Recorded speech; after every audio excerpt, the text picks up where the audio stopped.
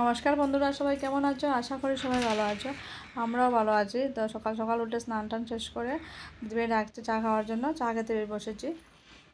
আর এদিকে দিশা উঠে গেছে, দিশাকে মুখ টুক দিয়ে দিয়েছি, এখন দিশা জল খাচ্ছে আর আমি দিদিভাই চা খাচ্ছি। তারপর আমি ভিডিও কত সময় কন্টিনিউ করতে পারিনি, কারণ সময় পাইনি।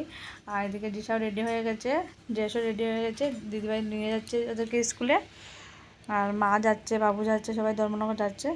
আর আমি এখন বাড়িতে একা, কেউ বাড়িতে নেই, আমি আর ঠাকুমা বাড়িতে আছি। বড়দাও দোকানে চলে যাচ্ছে। আজকে রৌদ্র উঠেছে, অনেক দিন পরে খুব রৌদ্র উঠেছে। এতদিন তো খুব বৃষ্টি ছিল, আজকে রৌদ্র উঠেছে অনেকটা। তো আমি আমার কাজটা শেষ করে আমি একটু স্কুলে যাচ্ছি দিশার জন্য ড্রেস আনবো। দিশার ড্রেসটা ছোটো হয়ে গেছে। তো গিয়ে বলার পর বলছে যে ড্রেস এসেছে, ঠিক আছে, কিন্তু এখন দেবো না, দুদিন পরে দেবো। তো আমি বলতে বলতে কী করেছি, এসে গেছি বাড়িতে সক্সটা নিয়ে। আর ড্রেসটা আনা হয়নি, দুদিন পরে যাব, গিয়ে আনবো। বাড়িতে এসে দেখি মা থই করে ভিজিয়ে রোদে দিয়েছে, যেখানে দিয়েছে রোদের মধ্যে, ওই রৌদ্রটা এখান থেকে চলে গেছে। তো আমি উঠানের মধ্যেখানে দিলাম, দিয়ে ঘরে এসে রেডি টেডি হলাম। আমিও যাবো ধর্মনগরে, আমারও কাজ আছে অনেকটা। তো ধর্মনগর যাবো, আমি আর জুই যাবো, দিশার পাপা আমাদেরকে নিয়ে যাবে। তো আমি আর জুই যাচ্ছি রেডি হয়ে। এখন দিশার পাপা গাড়ি বের করছে।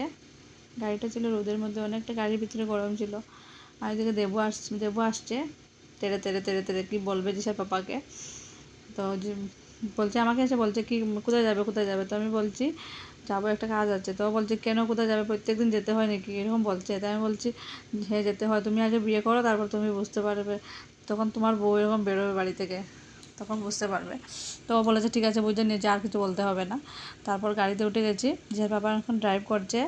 তো দিশা আর বাবা আর জুই কী গল্প করছে, আর আমি একটু ভিডিও করে করছি, সবাইকে দেখাচ্ছি। গাড়ির ভিতরটা দেখালাম। দিশার বাবা গাড়িটা নতুন নিয়েছে।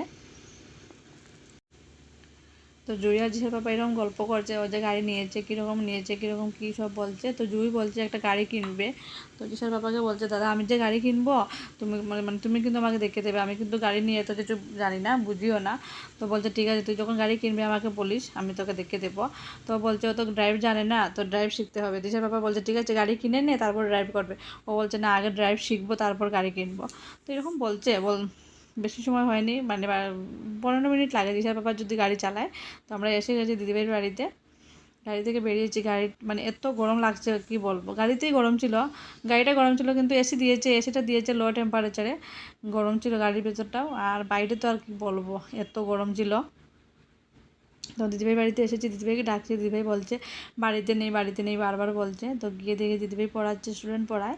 2 ঘন্টা পরে পরে ওর ব্যাচ আছে, পড়াতে থাকে স্টুডেন্ট, অনেকটা আছে স্টুডেন্ট। তো পড়াচ্ছে ও। তো দিদিভাই বলছে বসো। তো বসলাম, বসার পরে দেখি দিদিভাই সামনে সামনে ছিল, পানের থাল নিয়ে বসেছে, যে চুন সুপারি সব টপ নিয়ে বসেছে। আমি বলছি এটা কি? তো বলছে আমার খেতে হয়। দিদিভাই বলছে যে বাচ্চারা তো চিৎকার করে, তাই এরকম গলা টলা শুকিয়ে যায়, দিদিভাই একটু পরে পরে পান খেতে হয়।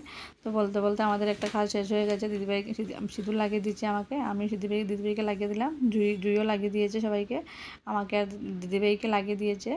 তো দিদিভাই বলছে ভাত খেয়ে নে বারবার বলছে। তো আমি বলছি ভাত খাবো না, এখন তো খেয়ে এসেছি, অনেকটা দেরি হয়নি, খুব কম সময় গিয়ে চলে গেছি, সকালে তো খেয়ে গেছি, তাই দেরি হয়নি। তো দিদিভাই বলছে ঠিক আছে চা খা। তো বলছে চাও খাবো না, গরম লাগছে। তো দিদিভাই বলছে আনারস কেটে দিই। তো ওর বাড়িতে আম গাছ আছে, আমটা খুব ভালো ছিল। তো দিদিভাই গাছ থেকে এনে কেটে দিয়েছে, খুব ভালো ছিল, খেয়েছি, আনারস খেয়েছি। তো দিদিভাই বলছে আমিও যাবো তোদের সঙ্গে, ওই যে বলেছিলাম না জায়ের বাড়িতে যাবো, জায়ের বাড়িতে যাবো যে, দিদিভাই বলছে ও যাবে, ওর তো এটা বাপের বাড়ি, তো ও যাবে বলছে। তো আমি বলছি চলো। তো একবার বলছে যাবে, একবার বলছে যাবে না, একবার বলছে যাবে তো যাবে না। তো কেন, কারণ কি আমরা তো কি বেশি সময় বসবো না, কেন 3টার মধ্যে চলে আসতে হবে, জিসা নয়নিকা স্কুলে ছিল। তো বলছে যাবে না, একবার বলছে যাবে, বললাম না। তো বলতে বলতে চলো চলো, বলছি চলো, আজকে গিয়ে চলে আসবে, কালকে গিয়ে আবার অনেকটা সময় বসবে। তো দিদিভাইকে রেডি করে দিয়েছি, বলছে ঠিক আছে চল যাবো। তো একটা টুকটুকে, তারপরে টুকটুকে পেয়ে নিয়েছি, টুকটুকে উঠে গেছি। আর টুকটুকটা ছিল এত খারাপ কি বলবো, টুকটুক চাকার মধ্যে কি এরকম গেয়ে গিয়ে শব্দ করছে, আমারও ভয় লাগছে, দিদিভাইরও ভয় লাগছে, বলছে কিছু হবে না কিছু হবে না টুকটুক ড্রাইভারকে। তো ড্রাইভার তো বলছে না কিছু হবে না, আমি তো সকাল থেকে চালাচ্ছি, এরকম শব্দ করছে কিন্তু কোনো প্রবলেম হচ্ছে না। তো তো বলতে বলতে ঠিক আছে অনেকটা মানে চলে গেছে, তো যেদিকে যাবো ওইদিকে না নিয়ে অন্যদিকে নিয়ে গেছে, খুব গুড়িয়ে পেঁচিয়ে নিয়ে গেছে। তো দিবে বলছে ওইদিকে নিয়ে গেলে কেন, ওইদিকে নিয়ে গেলে কেন, বলছে ওইদিকে তো মানে কি প্রবলেম ছিল বলেছে, তো ওইদিকে নিয়ে যেতে পারবো না, ওইদিকে নিয়ে নিয়ে যাবো।